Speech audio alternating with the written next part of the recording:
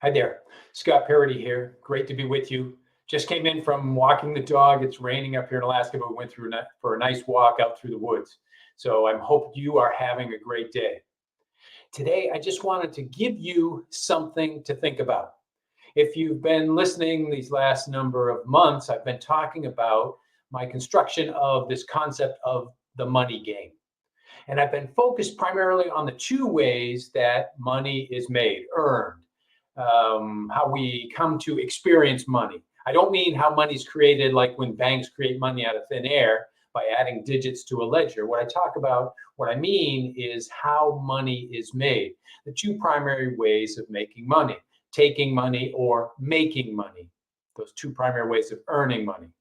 That's what I've been talking about in the money game. So I wanted to give you something to think about because I've had a bit of a revelation, an epiphany, and I wanted to share that with you. And that is there are not only those two ways to experience money, there is a third way. But let me cover the basics of those first two ways, the ways that you are most familiar with about earning or acquiring or experiencing money. The first way is what we think of associated with a real economy, with Main Street. That is making money. That is where people collaborate, connect, collaborate, and create. They bring value to the marketplace and share it with other people. This is the basis of our real economy. We people have bright ideas, they get together with other people, they create things and bring those things to the marketplace. Then we exchange that value that we create. That is how an economy is made. And that is our traditional way of when we think about in society of making money. Most people think when they're out working that everybody is playing the money game by making game rules, that we're all bringing value to the table, we're exchanging that value, and then it's off to experience that value and share in it again and again and again. But why is it so many people are frustrated by their participation in this making game? It's because overlaying the making game is the historically traditional taking game. The taking game is the survival of the fittest. It is compete to win and take from everyone else. It is kill or be killed, dog eat dog, making money by any means possible. That is, there are no rules. It's whatever I can get away with. That game overlays the making game of the real economy. So people who are playing, legitimately playing the making game of bringing value to the marketplace are often frustrated by people who are playing the taking game to outwit, outlast, and outplay those folks who think they're just creating value. They're taking the value from them. Now, the making game is a product of the real economy, what we would call Main Street. The taking game is a completely different game. It's still the same of acquiring money, but it's played by completely different rules. Now, one isn't better than the other. One is better. The making game is better for us all collectively, but individually, a taking game is I acquire money. A making game is I acquire money. So their goals are both the same. One prospers society, all of us collectively. The other prospers the individual at the expense of everyone else. So the most folks who are playing the making game are frustrated by folks playing the taking game who are taking value. They're just dividing up the pie where the making game is expanding the pie.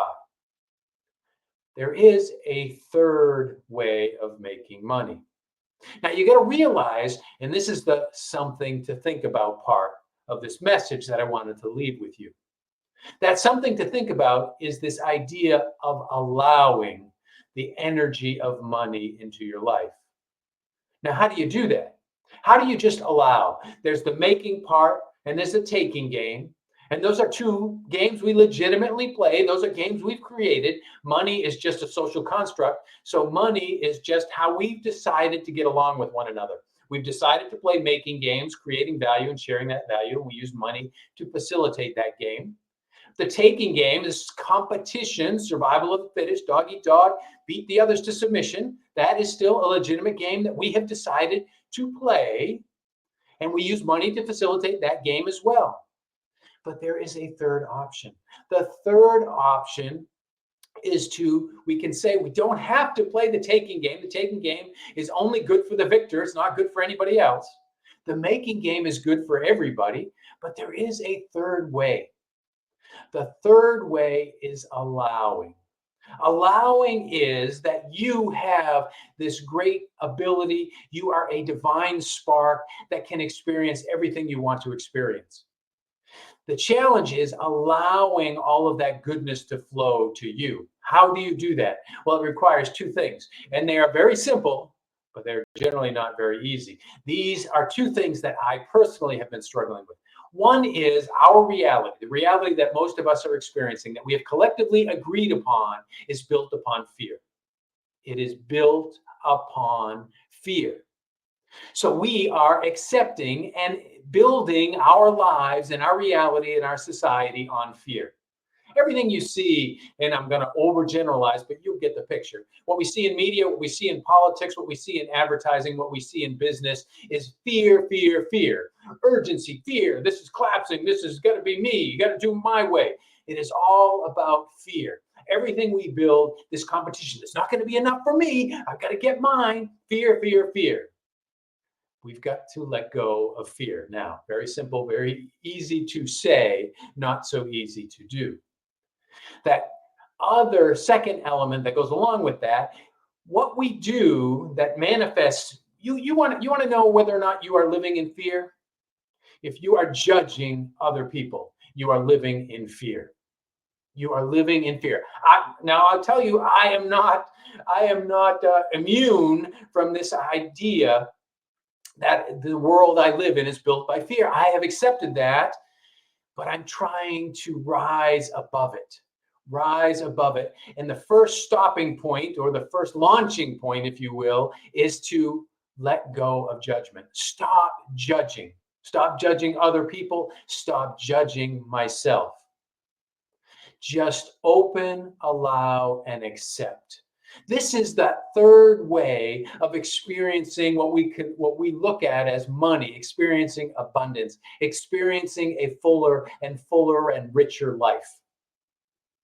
So, most people think they're playing a making game, and a making game is a positive, constructive game. It's connect, collaborate, create, bring value to the marketplace, share that value, increase the pie. That's how all wealth is created. There are a number of people, however, who think, I've got to get mine before everybody else gets theirs. I'm going to get as much as I can. That's the taking game that overlays the making game.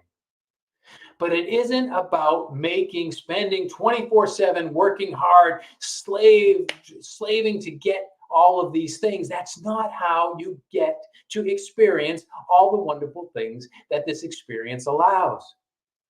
It is allowing that to come to you. And how do you do that? By letting go of fear, by letting go of judgment. This is that something to think about.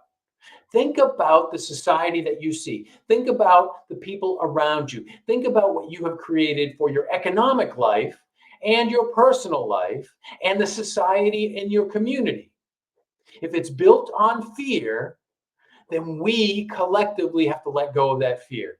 And we start by stopping the judgment. Stopping the judgment. That doesn't mean there isn't a better way to do things. We have to move toward those better ways. But the judgment is usually, I'm putting myself above the other because I know best. It's not up to me to judge you and how you're living your life. That is the idea I want you to think about. The three ways of making money. Play the making game, bring value, create value, bring it to the marketplace. That is the productive, wealth creating way of playing the making game. There's the taking game. Millions upon millions of people are playing the taking game. It is based in fear that there isn't enough, that there's lack, that there's limit. That's all hogwash. That's all hogwash. There is more than enough for everybody if we just play the better game. And how can we play the best game? Is by allowing it all to come to us. How do we allow it to come to us? Let go of fear. How to let go of fear? Stop judging. Stop judging. Open, allow, accept, and you will rejoice in the results that happen. So what do you think? Let me know what you think. Next time, What I want to talk about is this idea of us moving in a direction where we are all moving toward this idea of allowing. We're all moving toward allowing because we are called to move toward that end result. We'll talk about that next time. See you then.